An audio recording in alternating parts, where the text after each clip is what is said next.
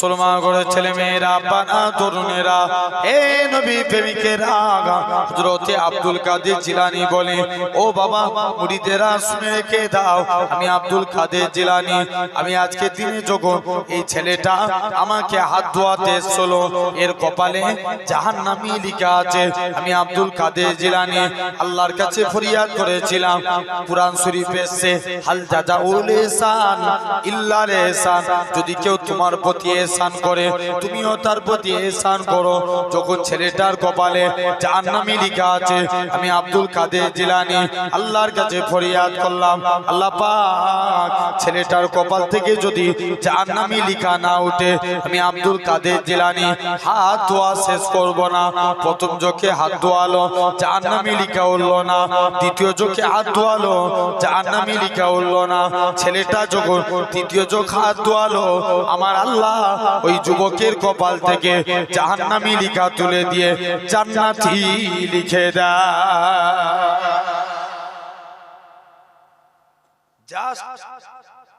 শুধু আল্লাহর কাছে দোয়া চাই তাহলে এই আমরাও দোয়ার মজলিসে বসেছি তকদিরে যার যেটা নসিবে লেখা আছে হবে কারো কবরে যদি আযাব হয় তকদিরে লেখা থাকলে হবে কিন্তু দোয়া চাইলে আল্লাহ ফিরাই না আল্লাহ ইচ্ছা করলে কবরে আযাবকে maaf করে দেয় তাই তো আমরা হাজারো চেষ্টা করলে মরণ থেকে বাঁচবো না কিন্তু আমরা কবর থেকে বাঁচতে কবরে আযাব থেকে বাঁচতে পারবো আসেন আমি একটা একটা করে আপনাদের কাছে আলোচনা করব কবরে আযাব থেকে বাঁচতে গেলে রাসূল বলছে তোমরা টোটাল 8টা আমল করবে কটা 8টা আমল 4টে নেকির কাজ করা লাগবে আর 4টে গুনাহার কাজকে বর্জন করতে হবে আসেন সেই মরণকে স্মরণ করেন কবর আল্লাহ রাসূল বলছে আজ আমরা এই জায়গায় বসে আছি ভাই খুব মনোযোগ দিয়ে শুনেন আচ্ছা বলো তো আমরা এখানে বসে আছি কার আজকে সকাল সকালে আমরা উঠে এই গোবরডাঙ্গায় ঘুরতে পারবো এর কোনো গ্যারান্টি আছে কোনো গ্যারান্টি নাই আল্লাহ রাসূল বলছে যারা নেককার হবে তাদেরও আজরাইল ফেরেশতা রূহকে বার করে নিয়ে চলে যাবে বদকার হবে তাদেরও রূহকে বার করে নিয়ে চলে যাবে যারা নেককার হবে তাদের রূহ দিয়ে সুগন্ধ বার হতে থাকবে সুগন্ধ যারা তাদের রূহকে ধরাধরি করে 7 তবক আসমান সেখান থেকে জান্নাতি করা হবে যারা বদকার হবে বেঈমান হবে তাদের রূহকে কষ্ট দিয়ে নিয়ে যেতে 7 তবক আসমান সেখান থেকে জাহান্নামী করা হবে আল্লাহ রাসূল বলেন এরপরে বান্দার মাথার গোড়ায় বসে আমরা কি করি কথা বলেন যারা মারা যায় তাদের মাথার গোড়ায় বসে কুরআন তেলাওয়াত করা হয় এই কুরআন তেলাওয়াত করলে বান্দা কতটা শান্তি পায় জানেন একটা মানুষ পুকুরে হাবুডুবু খাচ্ছে মনে করেন হাবুডুবু খেতে খেতে তার নাকটা পানি থেকে বেরিয়ে গেল শান্তি হবে না কতটা সে শান্তি পায় তো আল্লাহ রাসূল বলেন অনুরূপ যারা বদকার হবে তাদের মাথার গোড়ায় বসে যখন কুরআন পড়বে তারা অনুরূপ শান্তি পাবে আল্লাহ রাসূল বলেন এরপরে বান্দাকে খাটিয়ায় করে কবরস্থান বান্দাকে সেখান থেকে নিয়ে চলে যাওয়া হবে জানাজার ময়দান ওখান থেকে কবরস্থানের দিকে নিয়ে যাবে মুসলমান করে ছেলে মেয়েরা বানা তরুণেরা হে নবী প্রেমিকেরা বান্দাকে এরকম ভাবে জানাজার ময়দানে নিয়ে যাওয়া হবে জানাজার ময়দান থেকে যখন কবরস্থানের দিকে নিয়ে যাবে কবরবাসী ওই মুর্দাবাসী চিৎকার করে কাঁদবে যারা বদকার হবে বলবে হে আমার আত্মীয় স্বজনেরা হে আমার গ্রামবাসী মানুষেরা তোমরা আমার লাশটাকে তাড়াতাড়ি করে কবরস্থানের দিকে নিয়ে যেও না আমার লাশটাকে তাড়াতাড়ি করে কবরস্থানের দিকে নিয়ে যেও না, কেননা আমার কবরস্থানের মধ্যে, আমার কবরের মধ্যে যা ভয়ানক অবস্থা হচ্ছে, যদি তোমরা দেখতে পেতে আমাকে কবরস্থ করতে না। জোয়ান যুবকেরা, আল্লাহ নবী জানায় যারা ইমানদার হবে তারা এলাকার মানুষদের বলবে, এ আমার আত্মীয় স্বজনেরা, তোমরা আমার লাশটাকে তাড়াতাড়ি করে কবরস্থানের দিকে নিয়ে চলো। এ আমার পাড়া প্রতিবেশীর মানুষেরা, তোমরা আমার লাশটাকে তাড়াতাড়ি করে কবরের দিকে নিয়ে চলো, কেননা আমি আমার কবরের মধ্যে আল্লাহর দয়ার জান্নাত দেখতে পাই। আচ্ছা, ওই ছেলেগুলো দাঁড়িয়ে আছে, কষ্ট লাগছে, একটু যদি আগে আগে চলে আসে, ওরা বসবে না।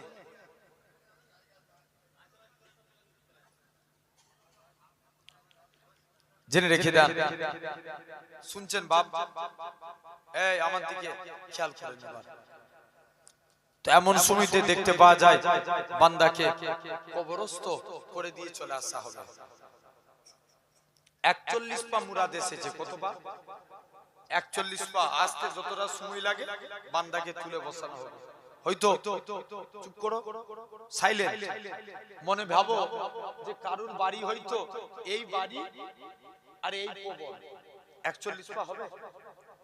41 পা আসতে যতটা সময় লাগে বান্দাকে তুলে বসানো হবে। বান্দা কবরে এরকম ভাবে 41 পা এসেছে, বান্দা উঠে বসবে, বান্দাকে জিন্দা করা হবে। মুসলমান ঘরের ছেলে মেয়েরা, আব্বারা, তরুণেরা,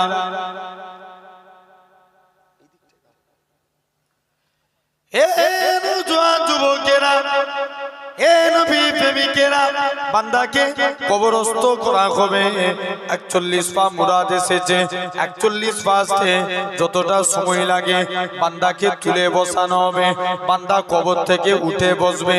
এরকম ভাবে কারুর ক্যান্সার হয়েছিল, রোগ ভালো হয়ে যাবে, কারুর আপনার অ্যাক্সিডেন্টে মারা গিয়েছিল, শরীর সতেজ হয়ে যাবে, কারুর প্যারালাইসিস, শরীর ভালো হয়ে যাবে, কেউ এমনি মারা গেছে, শরীর ভালো হয়ে যাবে, কেউ হার্ট অ্যাটাক করে মারা গেছে, শরীর ভালো হয়ে যাবে, কেউ পক্সো হয়ে মারা গেছে, শরীর ভালো হয়ে যাবে, কেউ পানিতে ডুবে পানি খেয়ে মারা গেছে, শরীর ভালো হয়ে যাবে।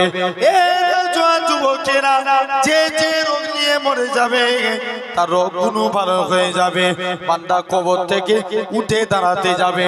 কবরটা এত অন্ধকার হবে, বলো তো দেখি, দুনিয়ার জমিনে কারেন্ট চলে গেলে কত অন্ধকার লাগে, বলো তো ভাই, দুনিয়ার জমিনে কারেন্ট চলে গেলে কত অন্ধকার লাগে। তবুই দুনিয়াতে তো তারার আলো, চাঁদের আলো, তবুই তুমি মোবাইলে লাইট জ্বালিয়ে নিতে পারো, কিন্তু তুমি আলোর মধ্যে দাঁড়িয়ে আছো, হঠাৎ করে যদি আলো বন্ধ হয়ে যায় ভয় লেগে যাবে। আল্লাহ নবী বলে কবরটা এত অন্ধকার হবে, কবরটা এত আধার ঘর হবে, কবরটা এত অন্ধকার হবে, দুনিয়ার অন্ধকারের থেকে 70 গুণ বেশি অন্ধকার হবে। কবরবাসী চিৎকার করে কাঁদতে লাগবে, কবরবাসী উঠে দাঁড়াবে, কবরবাসী সব আত্মীয় স্বজনেরা মাটি দিয়ে বাড়ি ফিরে আসবে, তাদের পায়ের আওয়াজ শুনতে পাবে, চিৎকার করে কাঁদতে কাঁদতে ডাকতে লাগবে, আত্মীয় স্বজনেরা, এ আমার পাড়া প্রতিবেশীরা, কোথায় রেখে দিয়ে চলে যাচ্ছ? আমি তো উঠে দাঁড়িয়েছি, তোমরা কি আমার আওয়াজ শুনতে পাওনি? কবরবাসী চিৎকার করে কাঁদতে লাগবে, কবরবাসী উঠে দাঁড়াতে যাবে, কবরের বাঁশগুলো মাথায় থেকে যাবে, কবরবাসী বলবে এখন আমি কবরে চলে আসছি, বুঝতে পেরে যাবে আমি কবরে চলে আসছি। কবরবাসী চিৎকার করে কাঁদতে লাগবে, জোয়ান যুবকেরা, তোমার আমার কবরে মুনকার নাকির ফেরেশতা আসার আগে প্রতিটা বান্দা বান্দি কবরে হযরতে লুকমান আলাইহিস সালাম চলে আসবে, বান্দাকে তুলে বসাবে। এ দুনিয়ার জমিনের বান্দা, আল্লাহ তোমায় 70 বছর হায়াত দিয়েছিল, আল্লাহ তোমায় 30 বছর হায়াত দিয়েছিল, তোমার যৌবন হালতটাকে, যুবক বয়সটাকে কোন কাজে ব্যয় করেছো? খাতা কলমে লিখো।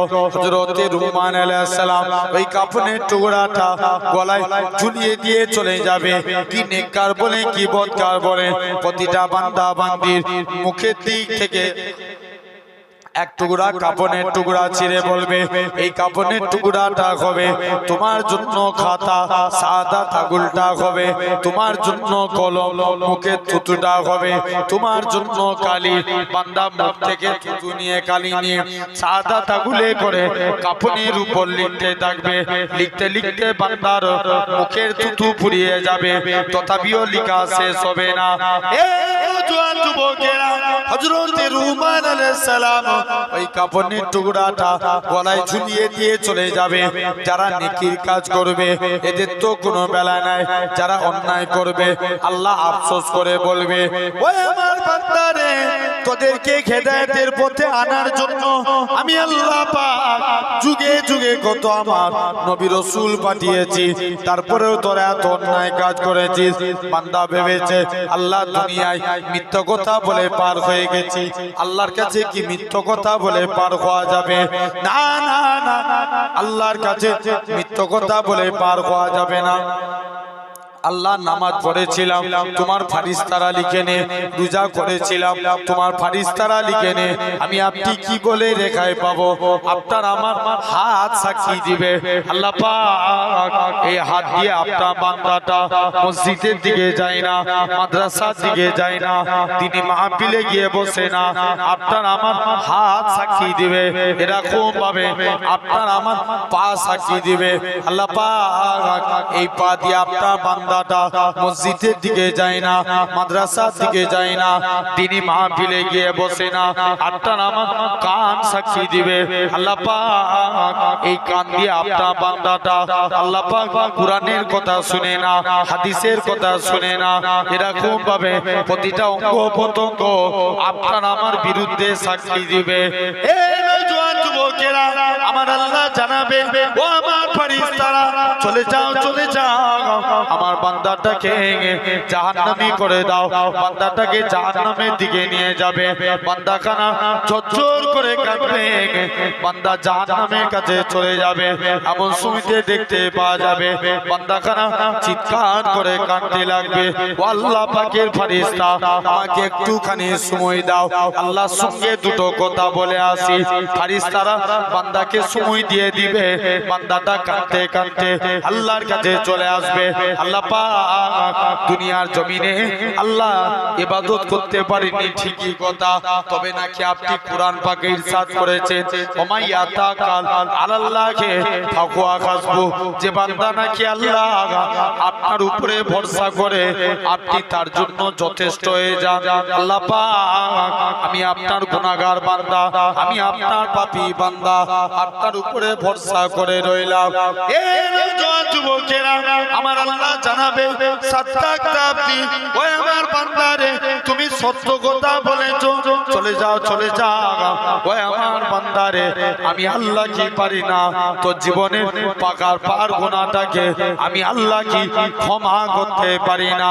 ওই আমার বান্দারে চলে যা চলে যা, আমি আল্লাহ তো জীবনের পাকার পাকার গুনাহটাকে ক্ষমা করে দিয়ে আমি আল্লাহ তোকে আমার রহমতে দয়ার জান্নাত দিয়ে দিলাম।